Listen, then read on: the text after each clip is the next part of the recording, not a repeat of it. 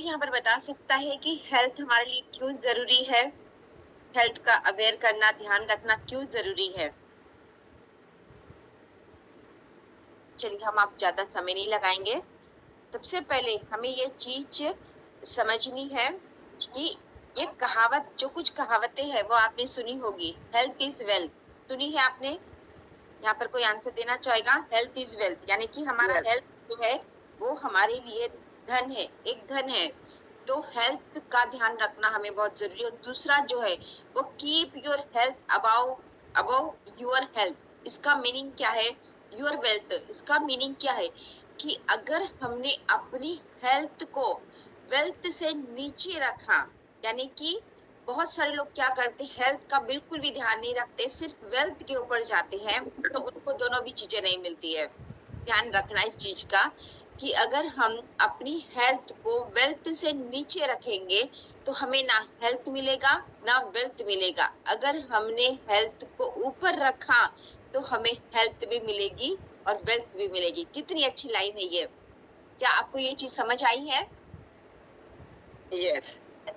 और तीसरी जो कहावत है, healthy body is an asset, यानी कि अगर हमारी हेल्दी बॉडी है तो वो हमारे लिए एक संपत्ति है, एक संपत्ति है। तो हमें उस संपत्ति का ध्यान रखना चाहिए या नहीं रखना चाहिए? एनीवन? रखना चाहिए। रखना चाहिए। तो हमारी हेल्थ को ऊपर रखेंगे तो हमें दुनिया की सारी चीजें हमें मिलेगी और हम उसे बहुत एंजॉय करेंगे और अच्छा रहेगा, तो हम वेल्थ भी कमाएंगे। कहाँ से आवाज आ रही है? मैंने अभी मोबाइल से ये स्टार्ट किया है, तो राधिका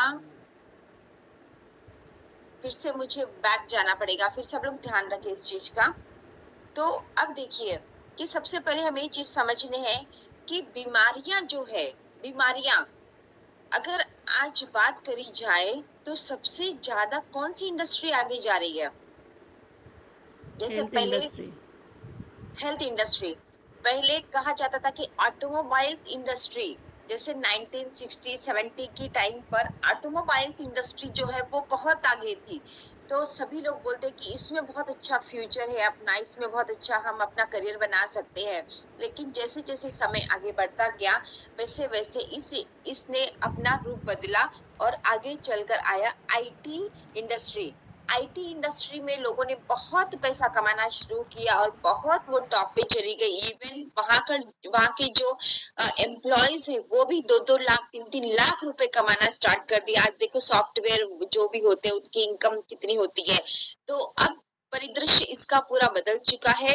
अभी देखिए आईटी के बाद अगर बात करी जाए तो कौन सी इंडस्ट्री टॉप पे है? और वो है हेल्थ इंडस्ट्री। तो ये वेलनेस इंडस्ट्री सबसे टॉप पे जाने वाली है। तो हमारा ये जो वेस्टीज का मैनेजमेंट है, इस मैनेजमेंट ने कहाँ से सोच को बदला और उन्होंने फ्यूचर में आने वाले जो भी चीजें हैं उसके ऊपर पहले से ही काम करना शुरू किया। और आज ने वेस्टीज को स्टार्ट होकर 20 साल हो गए, लेकिन वेस्टीज ने 2004 से ही वेलनेस पे काम करना शुरू किया और ये वेलनेस इंडस्ट्री अभी बहुत टॉप पे है और ये इंडस्ट्री बहुत आगे जाने वाली है। तो हमें ये पता होना चाहिए कि वेलनेस इंडस्ट्री में हम कितनी बड़ी सक्सेस हासिल कर सकते हैं। और हमारे पास वेस्टीज में वेलनेस के बहुत कैटेगरी के प्रोडक्ट्स है। यस, हम जानते हैं सभी लोग। तो यहाँ पर हमें ये चीज समझना है कि बीमारियों का परिदृश्य आज पूरी तरीके से क्यों बदल चुका है। क्यों बदल चुका? आज से 30 से 40 साल पहले कौन सी बीमारियां होती थी? 30 से 40 साल पहले कौन सी बीमारियां होती थी? जैसे यहाँ पर बताया गया है, स्क्रीन पर आपको दिखाई दे रहा है, दिखाई दे रहा है ना? मलेरिया, प्लेग, हैजा, dengue, TB, viral fever, flu, diarrhoea, asthma आदि आदि। तो ये बीमारियां जो है आज से 30 साल पहले ये बीमारियां होती थी, है ना? लेकिन अभी इस पे 90 से 95% तक इसमें कंट्रोल कर लिया गया है। और ये बीमारियां आने की वजह क्या थी? जीवाणु, विषाणु और कीटाणु, इन चीजों की वजह से ये बीमारियां होती थी, है ना? इन चीजों की वजह से ये बीमारियां होती थी। और ये बीमारियां जीवाणु विटाणु कीटाणु विषाणु जो है वो एक दूसरे से फैलते थे। जैसे किसी को प्लेग हो गया, मलेरिया हो गया, हैजा हो गया, डेंगू हो गया या वायरल फीवर हो गया, तो हम किसी को टच करते हैं या फिर किसी का उनका जो क्लॉथ है वो यूज करते हैं, या फिर अगर किसी का जैसे कोई जो चीज यूज करी जाती है तो वो एक दूसरे से फैलती थी। तो इस प्रकार की बीमारियों पर हमने काबू पा लिया है, क्योंकि इसके बहुत सारे मेडिसिन, टीका जिसको बोलते हैं, बहुत सारी चीजें ऐसी निकल गई है। तो अभी कुछ परसेंट शायद हो सकता है, लेकिन इस पे बहुत ज्यादा इस पे कंट्रोल कर लिया गया है। आज से 30 से 40 साल पहले इस प्रकार की बीमारियां बहुत सारी होती थी। लेकिन फ्रेंड्स, पर क्या समाज सुखी व स्वस्थ हो गया? अभी इस स्लाइड में आप देखिए कि ये बीमारियों पे तो कंट्रोल पा लिया, यानी कि इतनी प्रकार की बीमारियां जो थी इस पे कंट्रोल पा लिया गया। तो क्या आज समाज में बीमारियां नहीं है? कोई बताएगा? है ना, बहुत सारी बीमारियां है। बीमारियों ने अलग रूप ले लिया, इसका पूरा परिदृश्य बदल चुका है। आज कौन सी बीमारियां है? ये बीमारियां से आज जिस पे कंट्रोल किया गया उससे हमारे समाज में बिल्कुल भी स्वस्थ और सुखी नहीं है, बल्कि और ज्यादा परेशान हो गया है, क्योंकि इसकी जगह ले ली है नई बीमारियों ने। और वो बीमारियां कौन सी है? वो बीमारियां है, अब ये देखिए, ये जो है ना वो कम्युनिकेबल डिसीज है। ये जो बीमारियां है कौन सी? बाल झड़ना, थायराइड, माइग्रेन और हार्ट डिसीज, पाचन संबंधी बीमारियां, diabetes, arthritis, spondylosis, BP, skin problems, kidney की प्रॉब्लम्स, कैंसर, कोलेस्ट्रॉल, आंखों की बीमारियां, दांतों की बीमारियां, ये सब बीमारियां जो है वो कम्युनिकेबल डिजीज है। अगर आपको शुगर है, अगर किसी को शुगर है और हम उसको टच करते हैं तो क्या हमें डायबिटीज होता है?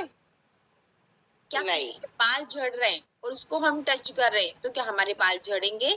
नहीं। नहीं। पाचन संबंधी बीमारियां है, किडनी की बीमारियां है, इसको क्या बोलते हैं? Communicable disease. यानी कि ये बीमारियां जो है वो किसी को टच करने से, किसी की कोई चीज यूज करने से नहीं होती है, बल्कि ये बीमारियां, इसमें कोई वायरस नहीं होता है। और जो पहले जो मैंने बताया था, जहां पर ये प्रकार की जो 30 से 40 साल पहले की जो बीमारियां थी, इसको बोलते हैं कम्युनिकेबल डिसीज। यानी कि ये किसी की कोई चीज यूज करने पर, किसी को टच करने पर ये वायरस से ये बीमारियां फैलती है। लेकिन आज जो बीमारियां है इसमें कोई वायरस नहीं होता है, ये किसी के टच करने से नहीं फैलता है, बल्कि इसकी वजह क्या है?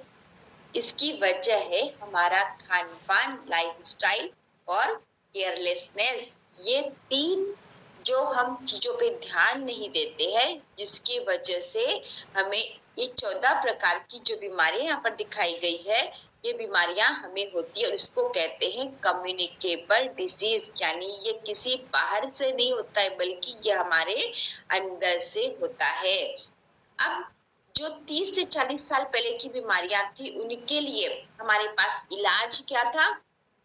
Allopathy, naturopathy, homeopathy, right. Allopathy यानी कि जब ये हो जाता था तो हम डॉक्टर के पास जाकर हम एलोपैथी लेते थे, या फिर नेचुरोपैथी करते थे, या फिर होम्योपैथी करते थे। लेकिन पर आज की लाइफ स्टाइल डिजीज के लिए सर्वोत्तम है वेलोपैथी।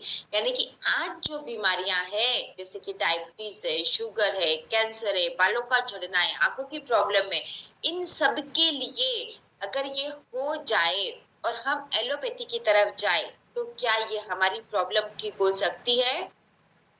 क्या ये हमारी प्रॉब्लम ठीक हो सकती है? नहीं, नहीं हो सकती है। और जब हम एक का इलाज करने जाते हैं तो दूसरी बीमारी उठकर खड़ी हो जाती है।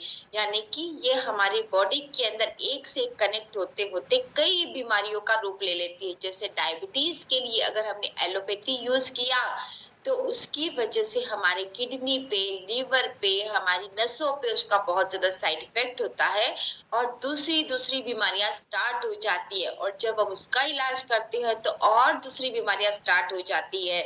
तो क्यों ना हम वेलोपैथी की तरह जाए। वेलोपैथी का मतलब क्या है?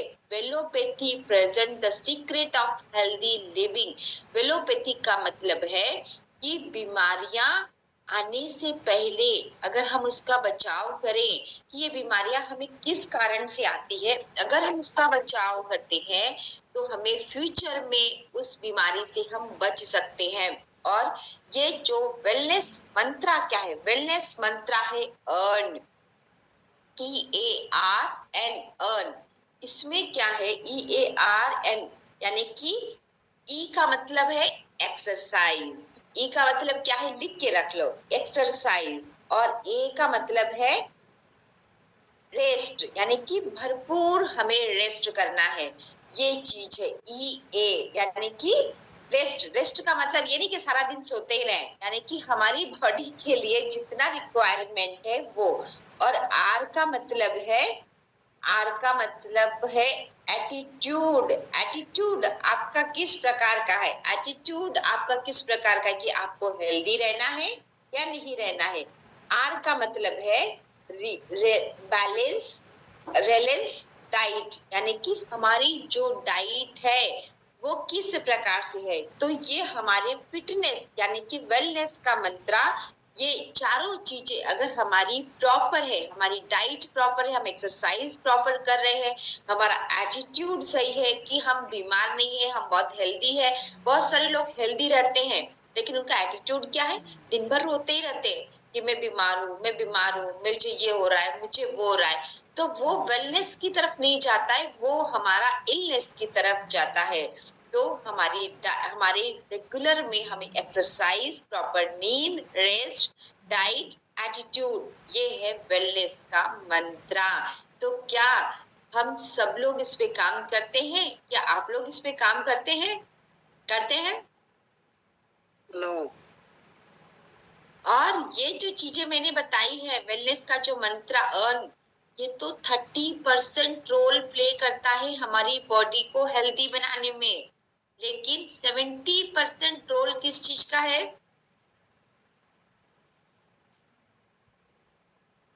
ये तो सिर्फ 30% रोल प्ले करता है, 70% प्ले करता है न्यूट्रिशन का। और ये न्यूट्रिशन का बैलेंस अगर हमारी बॉडी के अंदर बिगड़ जाता है तो क्या होगा? हम बहुत इलनेस की तरफ यानी कि सिकनेस की तरफ चले जाएंगे। और जब सिकनेस की तरफ जाएंगे तो हमें एलोपैथी का सहारा लेना पड़ेगा। और ये बीमारी आने के बाद का फंडा है, लेकिन सिकनेस आने के पहले ही अगर हम वेलनेस की तरफ जाएंगे, हम वेलोपैथी की तरह जाएंगे, तो हम फ्यूचर में आने वाली बीमारियों से हम बच सकते हैं। और इसका बचाव करने के लिए हमारी बॉडी के अंदर 70% रोल जो प्ले करता है वो है न्यूट्रिशंस। आइए न्यूट्रिशंस के बारे में हम समझते हैं कि न्यूट्रिशंस क्या होता है। ये हमारी बॉडी है और हम बॉडी में क्या इनटेक करते हैं? फूड इनटेक करते हैं। तो कोई मुझे बताएगा, अगर देखो हम जो भी फूड खाते हैं क्या वो हमारी बॉडी के अंदर कितने परसेंट एब्जॉर्ब होता है? क्या वो 100% पूरा एब्जॉर्ब होता है? नहीं। कितने परसेंट एब्जॉर्ब होता है वो? 10%। 10% एब्जॉर्ब नहीं होता है, वो सिर्फ यस यस एग्जैक्टली, बिल्कुल सही कहा आपने कि हमारी बॉडी के अंदर हम जो भी खाना खाते हैं उसमें से सिर्फ 10% न्यूट्रिशन हमें मिलता है। और बाकी का जो 90% होता है वो स्टूल के माध्यम से, स्वेटिंग के माध्यम से, यूरिन के माध्यम से वो वेस्ट हो जाता है। हम फूड तो भर भर के खाते हैं, हम सारी चीजें खाते हैं, लेकिन हमारी बॉडी के अंदर कितना परसेंट वो एब्जॉर्ब हो रहा है? सिर्फ 10% वो एब्जॉर्ब हो रहा है न्यूट्रिशंस के माध्यम से। अब न्यूट्रिशंस में क्या क्या चीजें होती है? प्रोटीन्स होता है, विटामिन होता है, मिनरल्स होता है, खनिज होता है, फैट होता है। तो ये बहुत सारी चीजें हमारे अंदर होती है, हमारे फूड में होती है। तो अगर हम संतुलित आहार भी अगर हम पूरा लेते हैं तो हमारी बॉडी के अंदर सिर्फ 10% ही एब्जॉर्ब होता है।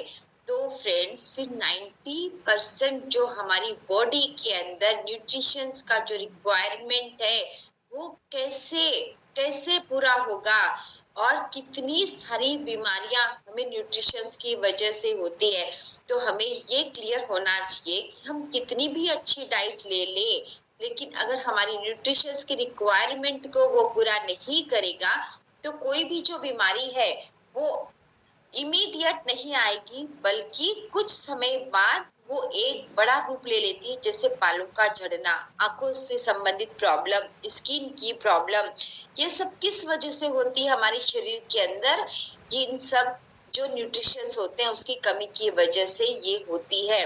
और हम क्या करते हैं, ये जब प्रॉब्लम ज्यादा होती है तब हम एलोपैथी का सहारा लेते हैं, और एलोपैथी का सहारा लेने से क्या होता है कि और जो दूसरी प्रॉब्लम्स है वो क्रिएट होनी स्टार्ट हो जाती है। तो अब हम यहाँ पर जानते हैं कि हमारी बॉडी के अंदर कौन से ऑर्गन्स है, और उस ऑर्गन्स को ठीक करने के लिए, ऑर्गन्स को प्रॉपर न्यूट्रिशन देने के लिए हमारे कौन से हेल्पफुल न्यूट्रिशंस है जो हमारे इन बॉडी के ऑर्गन्स को प्रॉपर बनाते हैं और उस ऑर्गन्स में आने वाली बीमारियों से हमें बचाते हैं। तो फ्रेंड्स, मुझे भी ये चीज पहले इतनी पता नहीं थी। जैसे मैं कभी कभी संतोषी मैम से या फिर मीनाक्षी मैम से, अर्चना मैम से, कोई भी लीडर से मैं डिस्कस करती थी सप्लीमेंट्स के लिए कि हमें कौन सा सप्लीमेंट किसको देना चाहिए। यानी कि हमने बहुत सारी हेल्थ की ट्रेनिंग्स अटेंड करी, बहुत सारे सप्लीमेंट्स के नॉलेज लिए और बहुत सारा इसके ऊपर स्टडी किया, लेकिन हमेशा कंफ्यूजन माइंड में चलता है ना कि कहाँ पर क्या चीज हमें देनी चाहिए। तब मुझे यहाँ पर स्टडी करते करते मेरे सामने ये चार्ट आया और मुझे ये एक ट्रेनिंग मिला, जिससे मुझे ये क्लैरिटी हो गई कि अगर हमने इसके ऊपर स्टडी किया, इसके ऊपर काम किया, तो हम किसी को भी कोई भी सप्लीमेंट हम उनको रिकमेंड कर सकते हैं और उनको हम अच्छे से समझा सकते हैं। लेकिन इसके लिए हमें ये पता होना चाहिए कि उनकी बॉडी में कौन से ऑर्गन पर प्रॉब्लम है और उस ऑर्गन के लिए हमें कौन सा विटामिन देना बहुत जरूरी है। तो फ्रेंड, सबसे पहला है हेयर प्रॉब्लम। हेयर के लिए कौन से विटामिन की जरूरत होती है? प्रोटीन और विटामिन बी। संतोषी मैम हमेशा बोलते हैं कि बालों को अगर सही रखना है तो आप ऊपर से कितना भी लगा लो उसका फर्क नहीं पड़ेगा, लेकिन आपकी बॉडी के अंदर प्रोटीन की कमी है तो बाल झड़ना, बालों की जो भी प्रॉब्लम है वो कभी भी खत्म नहीं होगी। तो विटामिन बी और प्रोटीन हमारे बालों के लिए बहुत जरूरी है। सॉरी। अगर किसी को भी बालों से संबंधित कोई भी प्रॉब्लम है तो आंख बंद करके हेयर ऑयल, शैम्पू हम जो भी देते हैं उसके साथ साथ में हमें प्रोटीन देना बहुत जरूरी है। और विटामिन बी यानी कि हमारा स्पिरुलिना के अंदर बहुत सारे प्रोटीन्स, विटामिन्स है, तो हम प्रोटीन के साथ साथ हमें विटामिन बी के लिए स्पिरुलिना देना आवश्यक है। और इसके साथ साथ अगर हम आंवला और एलोवेरा का कॉम्बिनेशन बनाकर अगर हम देंगे तो बालों के लिए पूरा ट्रीटमेंट होगा। और इसके साथ फिर hair oil, shampoo, hair mask जो भी देना चाहते हैं वो हम दे सकते हैं। तो हेयर्स के लिए ये जो ऑर्गन संबंधित जो भी प्रॉब्लम्स होती है, तो हम बाहर से कितना भी कर ले वो काम नहीं करेगा जब तक हम इंटरनली उस पे काम नहीं करेंगे। और सेकेंड है ब्रेन से संबंधित। पहले मैं ये चार्ट को पूरा बता देती हूँ, फिर इसके लिए ट्रेनिंग हमारा एक दिन में ये कंप्लीट नहीं होगा, बल्कि इसमें हमें 2 दिन लगेंगे। तो इसका सेकेंड पार्ट जो है वो हम कल करेंगे। तो ब्रेन के लिए देखो, ब्रेन से संबंधित किसी को प्रॉब्लम है, जैसे किसी का माइंड एब्सेंट रहता है, माइग्रेन की प्रॉब्लम है, या फिर उनका कंसंट्रेशन नहीं है, मतलब उनका माइंड स्थिर नहीं है, बहुत सारी ब्रेन से संबंधित जो भी प्रॉब्लम्स है, जैसे क्लॉटिंग आ सकती है, कुछ भी हो सकता है, तो उनके अंदर कौन सी विटामिन की कमी होती है? B6, B12, B9, omega 3। अगर ये चीजों की कमी है, अब मुझे पता चल रहा है कि B12 की कमी की वजह से कितनी भयंकर प्रॉब्लम आ सकती है ब्रेन की। यानी कि अगर ब्रेन का फंक्शन अगर सही नहीं है तो पूरी बॉडी जो है वो हमारी प्रॉपर काम नहीं करती है, क्योंकि मेन यहाँ से सारी चीजें हमारी कनेक्ट होती है। तो विटामिन B12, B6, B9 और ओमेगा 3 ये चीजें बहुत कंपलसरी है। तो ओमेगा 3 किसमें है हमारे प्रोडक्ट के अंदर? B12 का तो हमारे पास स्प्रे है, B6, B9 ये सारी चीजें हमारे स्पारुलिना के अंदर भी है, B12 हमारा कॉम्बायोटिक्स में भी है, और बाकी जैसे हमारा B12 हम नेचुरल तरीके से, जैसे हमारा कीवी है, पपैया है, और बहुत सारी चीजों से हम ले सकते हैं। और ओमेगा 3 जो है वो हमारा फ्लैक्स ऑयल, क्रिल ऑयल के अंदर है। तो ये ओमेगा 3 और ये बी वाली जो प्रोडक्ट्स है, अगर ब्रेन का प्रॉब्लम किसी को है, जैसे हम क्या सोचते हैं कि ओमेगा 3 सिर्फ हार्ट के प्रॉब्लम के लिए हमें देना है, नहीं, अगर हमारा ब्रेन का फंक्शन अगर बिगड़ रहा है तो वो भी ओमेगा की कमी की वजह से हो सकता है। तो वहां पर हमें ओमेगा कैप्सूल ऐड करना बहुत जरूरी है। और आईज की प्रॉब्लम अगर है तो विटामिन ए देना बहुत जरूरी है। और अगर हमारे बोन्स की प्रॉब्लम, टीथ की प्रॉब्लम्स है, तो उसके लिए कैल्शियम, फास्फोरस और विटामिन डी। विटामिन डी की कमी की वजह से हमारी बोन की प्रॉब्लम और टीथ की प्रॉब्लम होती है। तो कैल्शियम, फास्फोरस और विटामिन डी उसके लिए बहुत जरूरी है। और लंग्स की अगर कोई भी प्रॉब्लम है तो उसके लिए हमें विटामिन, हाँ, अगर थायराइड की प्रॉब्लम है, अगर किसी को थायराइड है तो थायराइड के लिए हम क्या करते हैं, सिर्फ एक चीज मैं यहाँ पर बताऊंगी कि हम क्या करते हैं, जैसे थायराइड हो गया है, बीपी हो गया है, शुगर हो गया है, तो हमारा बस सीधा एक ही माइंडसेट चलता है कि डॉक्टर की मेडिसिन ले लेना, टैबलेट्स ले लेना, तो उससे हमारा कंप्लीट हो जाएगा, ठीक हो जाएगा, और वो लाइफ लॉन्ग हमें लेना है। लेकिन हमें ये पता होना चाहिए कि थायराइड जो है वो किस चीज की कमी की वजह से हो रहा है। विटामिन बी, आयोडीन, ओमेगा 3 और पानी की कमी की वजह से होता है। तो अगर हम अपनी डाइट में इन चीजों को शामिल करेंगे तो एक समय के बाद हमारा थायराइड जो है वो कंट्रोल में आने लग जाएगा। जैसे मेरा थायराइड जो है वो 3 साल से, जो मैं 100 mg का टैबलेट लेती थी, फिर 75 का लिया मैंने, फिर 50 का लिया, और आज मुझे थायराइड की टैबलेट लेने की जरूरत नहीं है। लाइव एग्जांपल, टेस्टिमोनी मैं खुद हूँ कि मुझे इतना अच्छा रिजल्ट आया है कि थायराइड की कैप्सूल टैबलेट मुझे लेने की जरूरत नहीं है। मैंने 3 साल से मैं हर बार जो चेक कराती हूँ मेरा थायराइड जो है वो नील आता है। तो पानी भरपूर मात्रा में पीना चाहिए हमें, विटामिन बी और आयोडीन हमारे डाइट में हमें शामिल करना चाहिए। और लंग्स की प्रॉब्लम के लिए विटामिन सी, विटामिन ई और एंटीऑक्सीडेंट। तो विटामिन सी, ई और एंटीऑक्सीडेंट जिस चीज से हमें मिलता है वो हमारी डाइट में अगर हम शामिल करेंगे तो लंग्स से संबंधित जो भी प्रॉब्लम्स है वो ठीक हो जाती है। बहुत सारे लोग क्या बोलते हैं कि विटामिन सी यानी कि हमारे नींबू में होता है, आंवला में होता है, तो ये खट्टी चीजों से क्या होता है कि हमें और ज्यादा हमारी सांस संबंधित प्रॉब्लम आती है, नहीं आती है। विटामिन सी की कमी की वजह से हमारे लंग्स कमजोर होते हैं और उसकी वजह से ये सारी प्रॉब्लम्स आती है। अगर हम विटामिन सी लेंगे, जैसे किसी को सर्दी, खांसी, अस्थमा की, दमा की प्रॉब्लम है, तो उसमें अगर हम विटामिन सी शामिल करेंगे तो ये प्रॉब्लम धीरे धीरे कम हो जाती है। जैसे हमेशा संतोषी मैम बोलते हैं कि किसी को अगर सर्दी हो जाती है तो 2 कैप्सूल आंवला की ले लो, आपका सर्दी 2 दिन में ठीक हो जाएगा। यस संतोषी, सही है। तो विटामिन सी बहुत जरूरी है। और हार्ट आर्टरीज की प्रॉब्लम, हार्ट की, और हमारे हार्ट के अंदर जो आर्टरीज की प्रॉब्लम होती है उसके लिए विटामिन बी, सी, ई, प्रोटीन, कोएंजाइम और ओमेगा 3 एल्सिन। तो देखिए कि हम कोएंजाइम कहाँ देते हैं, जब हमारे हार्ट के अंदर प्रॉब्लम आती है, आर्टरीज की प्रॉब्लम आती है। अगर हमारे हार्ट के अंदर प्रॉब्लम आती है तो सांस फूलना ये प्रॉब्लम आती है। तो इसके लिए हमें विटामिन बी, सी, ई, प्रोटीन, कोएंजाइम, ओमेगा ये देना बहुत जरूरी होता है। और लीवर की, स्टमक की प्रॉब्लम, अगर लीवर की प्रॉब्लम है, स्टमक की कोई प्रॉब्लम है, तो उसके लिए विटामिन बी कॉम्प्लेक्स यानी कि हमारा जो मल्टीविटामिन कॉम्बायोटिक है वो बहुत ज्यादा फायदा करता है। और फाइबर फाइबर ये बहुत इसके लिए काम करता है। किडनी की प्रॉब्लम है तो विटामिन सी, ई, एंटीऑक्सीडेंट हमें देना जरूरी है। और अगर पैंक्रियास की प्रॉब्लम है तो विटामिन सी, ई, प्रोटीन, फाइबर। और ब्लड की अगर कोई प्रॉब्लम है, जैसे हीमोग्लोबिन कम है या फिर ब्लड में अगर कोई प्रॉब्लम है, तो उसके लिए आयरन या फिर आयरन और विटामिन के बहुत ज्यादा जरूरी होता है। स्किन की प्रॉब्लम है तो प्रोटीन, विटामिन डी और ई। अगर किसी को भी स्किन की प्रॉब्लम है तो हम क्या करते हैं, सिर्फ उनको हम बोलते देते हैं कि आप नीम ले लो, नीम ले लो या फिर आंवला एलोवेरा ले लो, लेकिन उसके साथ हमें आज से प्रोटीन ऐड करना बहुत जरूरी, क्योंकि प्रोटीन की कमी की वजह से भी स्किन प्रॉब्लम आती है, और जैसे हम प्रोटीन इंटेक करते हैं स्किन प्रॉब्लम कम होनी लग जाती है। मेरा खुद का स्किन प्रॉब्लम है तो मैं प्रोटीन इंटेक करती हूँ, तो मेरा जो एक्जिमा का प्रॉब्लम था वो बिल्कुल खत्म हो गया है, बिल्कुल भी नहीं है अभी। और विटामिन डी और ई बहुत जरूरी है।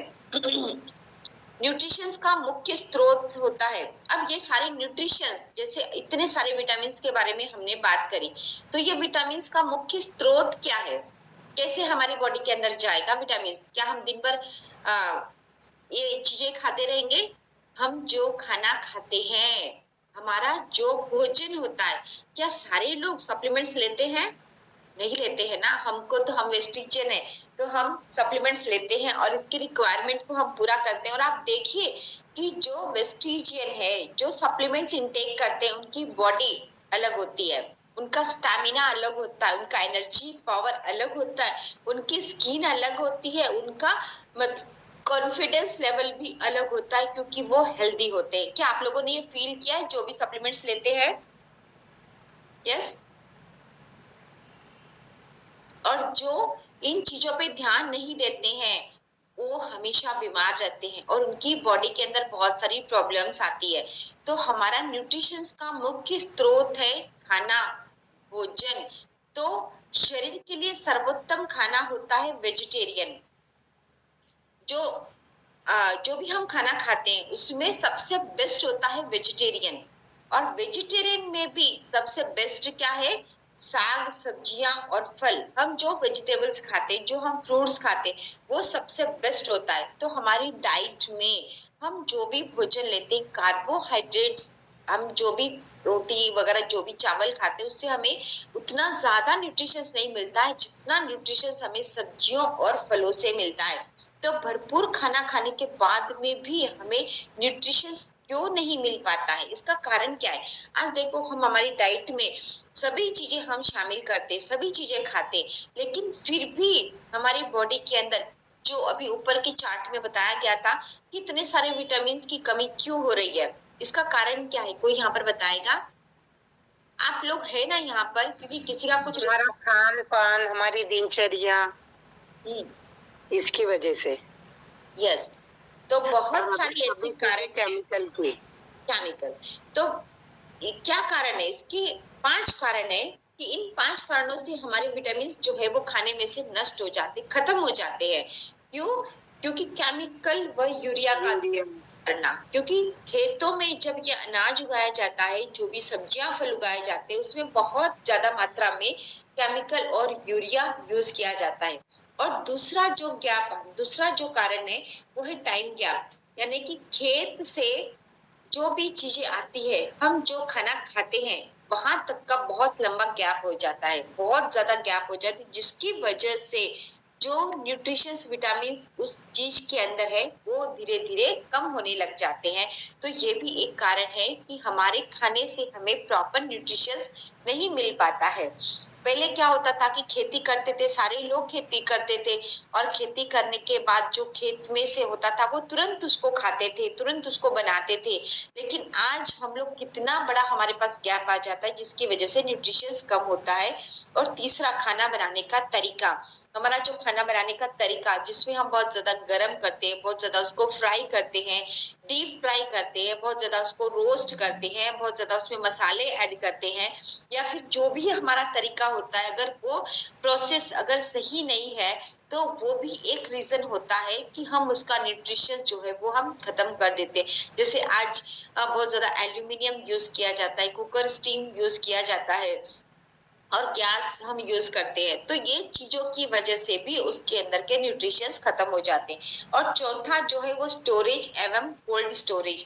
जो भी हम चीजों को स्टोर करके रखते हैं, फ्रिज में हम रखते हैं, कई कई समय तक हम उसको रखते हैं। जैसे हमने कुछ ग्रीन वेजिटेबल्स लेकर आया और उसको तुरंत यूज करना चाहिए। पहले तो वो खेत से हमारे तक पहुंचने के लिए, फिर खेत से वो आता है मंडी तक, मंडी से हमारे तक पहुंचने में गैप हो जाता है और फिर आते से ही हम उसको तुरंत नहीं बनाते, हम उसको रख देते हैं, तो वो भी एक नुकसान करता है। और पांचवा जो है वो खाने को बार बार या अधिक गर्म करना।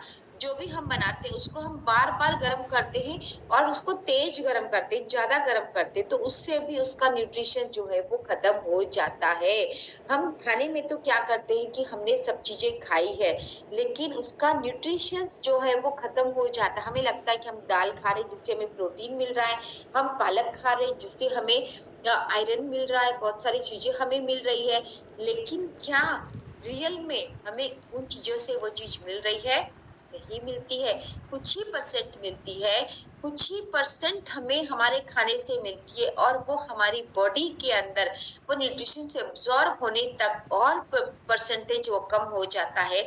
तो हमारी बॉडी हेल्दी कैसे रहेगी? हमारी बॉडी के अंदर ये सारे विटामिन प्रोटीन्स कैसे आएंगे?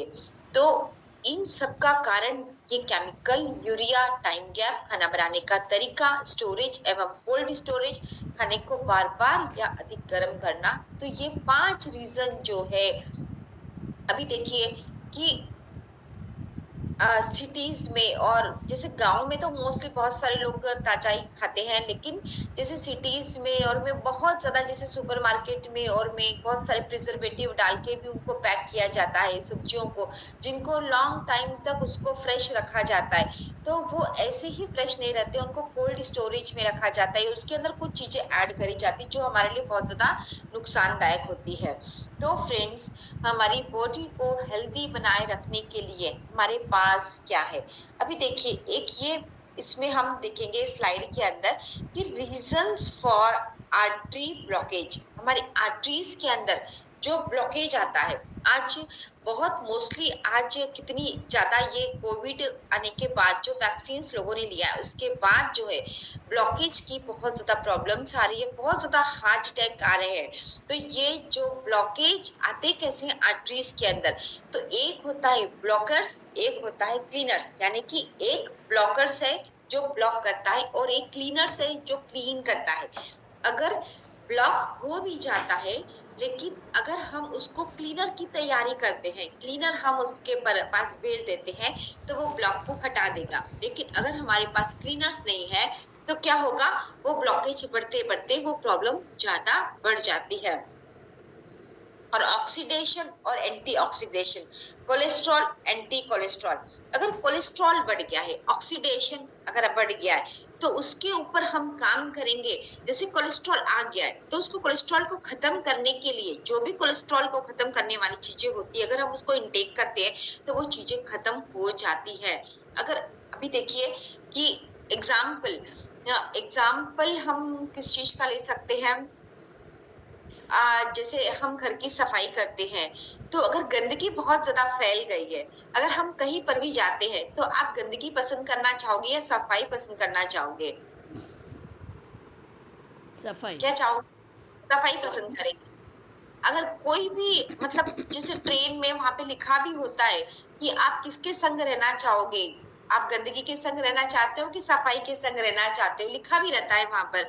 तो हमें सफाई के संग रहना है। अगर वहां पर कूड़ा करकट ज्यादा होता जाएगा और हम सफाई नहीं करेंगे तो वो ज्यादा फैलता जाएगा। लेकिन अगर हम उसको क्लीन करते जाएंगे तो वो मात्रा बढ़ेगी नहीं। उसी प्रकार से हमारे शरीर के अंदर भी अगर ब्लॉकेज बढ़ता है या फिर ब्लॉकेज आता है, तो उसका क्लीनिंग हमें करना बहुत जरूरी है। और ये क्लीनिंग करने के लिए जब ब्लॉकेज बढ़ जाएगा तो हम क्या करेंगे? हम डॉक्टर के पास जाएंगे, हम वहां पर एंजियोग्राफी कराएंगे, या फिर उसके पहले हम पूरा टेस्ट करेंगे, पूरा यूरिन टेस्ट होगा, ब्लड टेस्ट होगा, सारे टेस्ट होंगे, फिर पता किया जाएगा कि प्रॉब्लम क्या है। लेकिन वो प्रॉब्लम आने के पहले ही अगर हम उसका इलाज करें, उसको हम क्लीनर्स की तरफ लेकर जाएं, तो शायद हमें वहां तक पहुंचने की जरूरत नहीं पड़ेगी। फिर बाद में तो हमारे पास एलोपैथी रहता ही रहता है, लेकिन फ्रेंड्स हम यहाँ पर वेलोपैथी की बात कर रहे हैं। तो वेलोपैथी के तरफ जाने के लिए हमें वो प्रॉब्लम आनी ही नहीं चाहिए। तो उसके लिए हमारे पास क्या तैयारी है? उसके लिए हमारे पास तैयारी, उन सारी चीजों को क्लीनर्स करने के लिए हमारे पास क्या तैयारी है? तो फ्रेंड्स इसके लिए, इस जो टाइम गैप जो हमारे पास आता है, उस टाइम गैप को भरने के लिए, ये सारी प्रॉब्लम्स को खत्म करने के लिए हमारे पास एक ही इलाज है, और वो इलाज है फूड सप्लीमेंट। क्या इलाज है वो? Food supplement. फूड सप्लीमेंट्स हमें सब्जियों, फलों एवं वनस्पतियों से एक्सट्रैक्ट करके बनाए जाते हैं। फूड सप्लीमेंट किससे बनाए जाते हैं? ये कोई मेडिसिन नहीं है, ये कोई दवाई नहीं है, बल्कि ये सब्जी, फल, वनस्पति से एक्सट्रैक्ट करके बनाए जाते हैं, जो 100% नेचुरल है, साइंटिफिकली रिकमेंडेड व मेडिकली अप्रूव्ड है, और डेफिशिएंसी को डेली बेसिस पर हमारे पूर्ण करता है। नॉन कम्युनिकेबल डिजीज व ऑर्गन डिसऑर्डर से हमें बचाते हैं। तो ये जो फूड सप्लीमेंट है, ये नॉन कम्युनिकेबल डिजीज, यानी कि जो डिसीज के बारे में हमने बात करी थी कि एक दूसरे से वो फैलती नहीं, बल्कि ये हमारी बॉडी के अंदर अपने आप वो डिसीज डेफिशिएंसी की वजह से आती है। तो इन सब से निजात पाने के लिए हमारे पास एक ही इलाज है, और वो इलाज है फूड सप्लीमेंट। तो ये फूड सप्लीमेंट ये 100% नेचुरली है, साइंटिफिकली ये रिकमेंडेड है, ये नेचुरली होते हैं, मेडिकली अप्रूव्ड है, और ये हमारे डेली बेसिस पर जो डेफिशिएंसी होती है उसको ये खत्म करते हैं। तो हमारे माइंडसेट के अंदर ये जो चीज है कि ये दवाई मैं नहीं ले सकती, ये दवाई मुझे नहीं लेना है, मेरी बॉडी एकदम परफेक्ट है, मुझे कोई चीज लेने की जरूरत नहीं है। तो शायद ये समझाने पर आप लोगों को ये क्लियर हुआ होगा कि फूड सप्लीमेंट हमें लेना क्यों जरूरी है। तो क्या जब आपके पास कोई ऑब्जेक्शन आता है इस प्रकार से कि मुझे ये सब चीजें लेने की जरूरत नहीं है, मुझे कोई प्रॉब्लम नहीं है, तो क्या आप उनको एक्सप्लेन कर सकते हैं? क्या आप उस ऑब्जेक्शन को हैंडल कर सकते हैं? क्या मैं आपको समझा पाई? Yes madam. यस। तो यहाँ पर ये फूड सप्लीमेंट हमारी डेली रूटीन में हमें शामिल करना बहुत जरूरी है। आप लोगों को पता चल गया होगा कि कौन सी प्रॉब्लम के लिए हमें कौन से विटामिन लेना जरूरी है, और उस विटामिन के लिए हमें कौन से सप्लीमेंट, हमारे जो कंपनी ने हमें जो अलग अलग कैटेगरी, अलग अलग जो बनाए हैं प्रोडक्ट्स, तो कौन से सप्लीमेंट हम डेली बेसिस पर ले सकते हैं। तो इसके ऊपर हम आगे कल कंटिन्यू करेंगे कि और क्या क्या चीजों पे हम काम कर सकते हैं, राइट। तो फ्रेंड्स अभी हमारा समय हो चुका है और बहुत सारी चीजें हैं बताने के लिए, और टाइम पर आप लोग ज्वाइन करिए ताकि हम और 10 मिनट हमें मिल जाए इन चीजों के ऊपर डिस्कस करने के लिए, क्योंकि ये चीजें हमारे लिए बहुत ज्यादा इम्पोर्टेंट है। क्योंकि वेलनेस इंडस्ट्री बहुत आगे जाने वाली है, और अगर हमने इसका पूरा नॉलेज लिया और इसके ऊपर काम किया तो हम हेल्थ के ऊपर बहुत बड़ा काम कर सकते हैं, हम सप्लीमेंट्स के ऊपर बहुत बड़ा बिजनेस कर सकते हैं, और हम कई लोगों को हम हेल्थ दे सकते हैं, और बीमारी आने से पहले हम उनका बचाव कर सकते हैं ताकि उनकी बॉडी के अंदर और दूसरी ऑर्गन्स जो है वो खराब ना हो, राइट। तो thank you so much everyone, thank you. अगर किसी को बात करनी है तो वो 1 मिनट कर सकते हैं। Thank you so much ma'am, बहुत अच्छा नॉलेज मिला आज।